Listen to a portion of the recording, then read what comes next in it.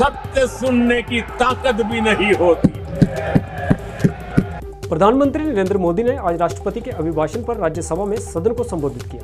विपक्षी गठबंधन इंडिया के घटक दलों ने प्रधानमंत्री के संबोधन के बीच विपक्ष के नेता को हस्तक्षेप करने की अनुमति देने की मांग की और जब उन्हें इसकी अनुमति नहीं दी गई तो कांग्रेस के नेतृत्व में विपक्षी गठबंधन इंडिया के घटक दलों ने प्रधानमंत्री नरेंद्र मोदी के भाषण के दौरान राज्यसभा से वॉकआउट किया। दरअसल विपक्ष के नेता मल्लिकार्जुन खड़गे संसद के संयुक्त सत्र में राष्ट्रपति के अभिभाषण के लिए धन्यवाद प्रस्ताव पर चर्चा के दौरान प्रधानमंत्री नरेंद्र मोदी के जवाब में हस्तक्षेप करना चाहते थे। हालांकि सभापति जगदीप धनखड़ ने इसे खारिज कर दिया, जिसके बाद इंडिया ब्लॉक के सांसदों ने नारेबाजी की और विपक्ष के नेता को बोलने की अनुमति नहीं देने का आरोप लगाते हुए सदन से वॉकआउट कर दिया। इसलिए वॉकआउट किया कि जो प्राइम मिनिस्टर अपना राष्ट्रपति अभिभाषण पर जो भाषण दे रहे थे, उन्होंने कुछ गलत बातें सदन को बताई, गलत झूठ, और उनकी आदत है कि झूठ बोलना, लोगों को भ्रमित करना और जो सत्य के जो विरोध में बात करना, ये उनकी आदत है। और मैंने सिर्फ उनको इतना ही पूछा कि जब वो संविधान के बारे में बोले कि आज लोग संविधान के लिए बचाने के लिए डंडोरा पीट रहे हैं, ऐसी बात उन्होंने कही, तो हमने ये कहा, देखो संविधान तो आप नहीं बनाए, संविधान के आप विरोधी थे, इसीलिए मैं वो क्लैरिफाई करना चाहता हूं कि कौन संविधान के फार थे, कौन संविधान के खिलाफ थे, किसने संविधान बनाया, किसने संविधान के खिलाफ बात किया, वो मैं उनके सामने रखना चाहता था। मैं ये रखना चाहता था कि उन्हीं के पेपर में आरएसएस के जो मुखपत्र है ऑर्गेनाइजर 30 नवंबर 1949 में अंक में संपादकीय में लिखा था, ये ऑर्गेनाइजर तो ऑथेंटिक पेपर है उनका, ये उनका ऑफिशियल पेपर है, उसमें ये लिखा गया था, भारत के इस नए संविधान की सबसे बुरी बात यह है कि इसमें भारतीय कुछ भी नहीं है। प्राचीन भारत के अद्भुत संवैधानिक विकास के बारे में इसमें कोई जिक्र ही नहीं है। आज तक मनुस्मृति में दर्ज मनु के कानून दुनिया की प्रशंसा का कारण है। ये किसने कहा? ये ऑर्गेनाइजर ने, आरएसएस ने, जनसंघ के जो लोग थे उस वक्त, उन्होंने कहा, और वे स्वयं स्फूर्ति आज्ञाकारित और अनुरूपता पैदा करते हैं। हमारे संवैधानिक विशेषज्ञों ने ये बात निरर्थक है। उन्होंने ये कहा कि यहाँ तक जो कॉन्स्टिट्यूंट असेंबली के मेंबर से किए हैं ये गलत है। उन्होंने उस वक्त अपोज करके इस संविधान को उन्होंने नकार दिया था और आज उसकी रक्षा की खुद बात करते हैं और हमारे को बोलते हैं कि हम संविधान विरोधी है। अरे खुद विरोधी है, जन्मता ही विरोधी है, शुरू से विरोधी है।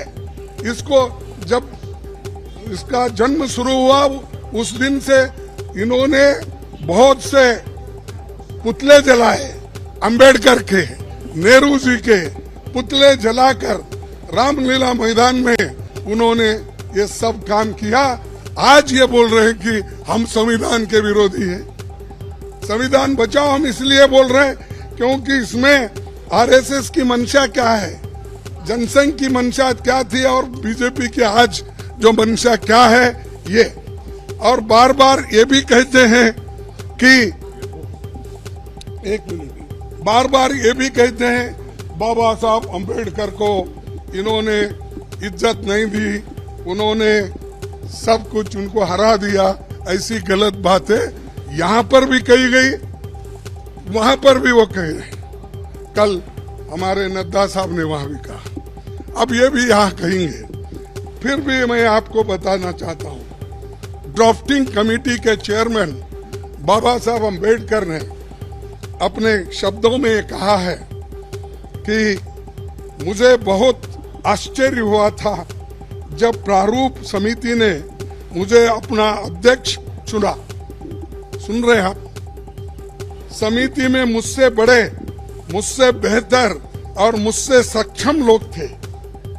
ये कांग्रेस पार्टी के अनुशासन का ही कमाल है कि प्रारूप समिति संविधान सभा में संविधान को हर धारा और हर संशोधन के बारे में निश्चित जानकारी के साथ प्रस्तुत कर सकी। कौन करे? कांग्रेस वाले करे। और इसको बाबा साहब अम्बेडकर ने कहा, और ये कहते हैं इन्होंने विरोध किया, उन्होंने ये किया, उनका अपमान किया।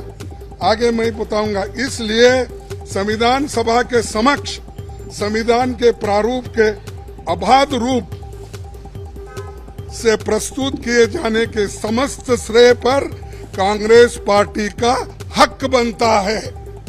ये बात मैं कहने वाला था, और मेरी बात सुन रहे नहीं। मैं मिनटों से हाथ उठा रहा हूं। हमारे सभी पार्टी, इंडिया गठबंधन पार्टी पूरी उठ के डिमांड कर रही थी, मांग रही थी। हम ध्यान खींच रहे थे चेयरमैन साहब, ना हमको वो मौका नहीं मिला। मैं फिर प्रधानमंत्री से खुद रिक्वेस्ट किया, 1 बार 2 बार 3 बार, लेकिन उन्होंने भी उसको नकार दिया। मैं जो झूठ बातें उन्होंने बोली है ये पूरे मेरे पास है। और कैसा ये लोग आज सदन में बोलते हैं, सदन के बाहर बोलते हैं, ये समझे हैं वो ही पढ़े लिखे हैं और गलत बातें बोलने में माहिर है। ये तो मैं बाबा साहब अम्बेडकर का स्पीच कॉन्स्टिट्यूंट असेंबली में जो बोला वो लाया हूँ, और ऑर्गेनाइजर में उनके लोग क्या बोले हैं वो भी मैं बताना चाहता था, लेकिन उन्होंने मौका नहीं दिया।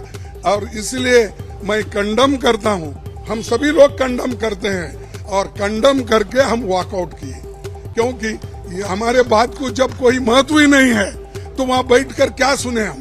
और जब प्रधानमंत्री खुद यहाँ पर जब बात कर रहे थे राहुल जी, उस वक्त 2 बार उठ के उन्होंने क्लैरिफिकेशन की कोशिश की, क्लैरिफाई कर दिए। 4 मिनिस्टर क्लैरिफाई कर दिए। मैं जब बात कर रहा था तो मेरे सदन में मेरे को रोकने टोकने का इतना कोशिश की, इतने लोग बार बार उठे मिनिस्टर्स। तो आज मेरे को 1 मिनट नहीं मिल सकता था इस बात बोलने के लिए। इसीलिए हम वो सभी लोग कंडम करके वॉकआउट किए हैं।